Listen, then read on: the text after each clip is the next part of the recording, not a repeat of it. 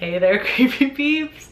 Welcome to my channel. If you're new here, welcome back. If you're returning, let's get controversial. Really quick, I want to thank my creepy patron peeps for supporting my channel, even though I make videos like this sometimes. Thank you guys. If you want to find out the ins and outs of being a creepy patron peep, you can follow that link in the description. Maybe, if you still like me after this video.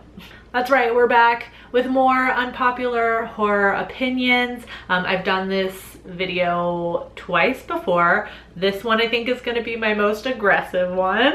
I also did a video where I reacted to your guys' unpopular horror opinions, and you guys seem to really like that, and I seem to really like that because it kind of takes the heat off of me. So I think I want to do that again. So in the comments of this video, if you could please leave me your unpopular horror opinions, and they might be featured in a future video. Oh, I guess disclaimer, which I don't like want. I feel like I don't even need to do at this point because it doesn't matter. Most of you guys are cool and understand that this is just a fun video that I'm doing, and these are just my opinions.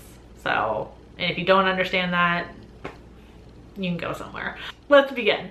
First unpopular opinion is just because it's PG-13 or released in January doesn't mean it's going to be a bad movie. I've talked about the PG-13 thing before in a previous unpopular horror opinions video. My opinion was that PG-13 horror is a good thing because it's like a gateway for young horror fans.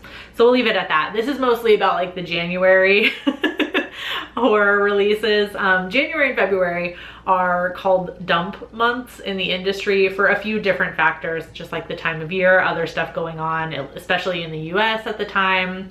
A whole bunch of things contribute to like the beginning of the year kind of being a month where studios just kind of like throw their maybe lower budget and or, because these two terms are not mutually exclusive, lower quality horror movies at us to try and make some money from them. Honestly, I think we collectively as a horror community need to stop going into these movies in January expecting them to be bad. I'm so guilty of this myself. Like, a positive attitude isn't going to change everything. Like, there will still just be horror movies that happen to come out in January that you don't like, but I think we could all have like a slightly more fun time with some of these movies if we're not going in expecting it to be hot garbage, you know?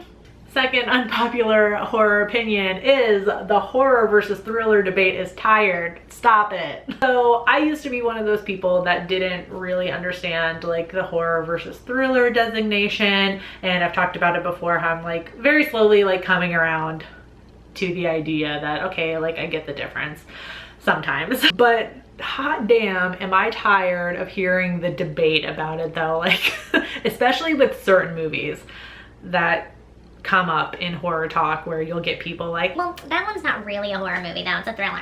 And then people start arguing about it. Who the fuck cares if somebody thinks Silence of the Lambs is a horror movie? Like, is it that serious? Like, if I'm talking about the greatest horror movies ever according to the internet and I talk about Silence of the Lambs, is it really gonna ruin the whole fucking video because Silence of the Lambs isn't really a horror movie? Third unpopular horror opinion, and oh my god, you guys are gonna hate me. The Exorcist is not scary. Heading to see this horror movie for the first time right when it came out, possibly as a teenager, I get why people were terrified watching this movie. And if you watch like cursed films on Shudder, they talk about like the hype surrounding this movie as well, like it being a cursed film. I totally get why it freaked people out. So I get it. Just for me, I saw it relatively late in my like horror education. So I went into this movie with all of that hype from decades of this being like one of the scariest movies ever made. So when I sit down to watch it, I'm like, I'm about to get the shit scared out of me. And just compared to some of the more modern horror movies that I had already seen and been scarred by, The Exorcist just did not do it for me at all. Not saying it's a bad movie. Before anybody freaks out on me in the comments, I'm not saying this is a bad movie. It's a great movie. I just don't find it scary. But that kind of leads me into my next unpopular horror opinion, which probably isn't actually that unpopular. Social media low-key ruins the horror movie experience. I've talked about this before, how like back in like my heyday, I don't know, when I was in middle school and high school, I used to go to the movies every single Friday night, and obviously we had the internet, but it was not what it is now, especially social media, which is the key here in this in this opinion, the social media. Basically what me and my friends would do is we would show up at the movies, look at like the screen above the box office window, pick a movie and go see it. Almost always sight unseen. Obviously there were popular movies that came out that everyone was talking about that we would then go see, but so a lot of times I would just go into a horror movie like literally only knowing the title. Like nowadays, like God's forbid that I have to like wait until Friday to see this and I can't go see it Thursday night. Like I basically have to stay off of social media until I can go see it if it's something that I'm really excited to see. I know people say, well, just scroll past it, but sometimes it's like you don't even realize what you're looking at until you've seen a spoiler and then you're fucked. I know other people do read or watch reviews before going into a movie. A lot of you guys do. A lot of you guys, I know for a fact, watch my review of something before you go see it, which is why I try and keep it spoiler free. But just for me, I'm like, I feel like I shouldn't have to stay off of social media for like a week just so I can go into a movie and form my own opinion. Social media has done a lot for the horror community, I will fully admit, all day, every day. But just like my movie watching experience, it kind of just ruins it a little bit. Next, unpopular horror movie opinion. I'm gonna keep this one super short because the longer I talk about this movie, it gives the trolls more of a chance like to come for me. I think the Halloween score is annoying. Within the movie. Anyway, I'm talking about like when you're watching the movie and listening to the score, because by itself, I'm gonna listen to that like all day. It's great as a piece of music, but in the movie, I feel like sometimes, not every scene, but there's a few moments where I feel like the music kind of takes away from it because it's just so, sometimes it's a little loud and it's just very noticeable. Very noticeable. And yeah, we're just gonna leave it at that. I don't want to talk about this movie for too long. Almost there, second to last unpopular horror opinion of this video. SIDNEY Prescott is the best final girl. Period. I know everyone in the comments is gonna be like, Laurie Strode, Laurie Strode.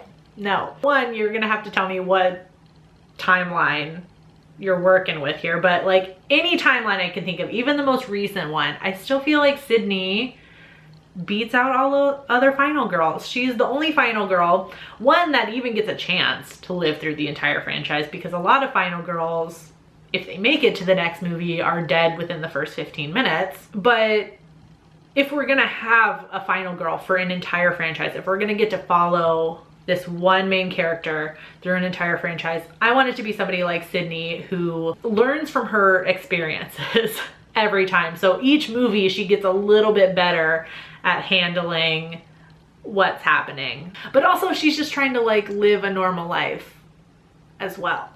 That's like part of her struggle, her arc over the whole franchise, which I love. It makes her story more interesting and it makes it really easy to root for her.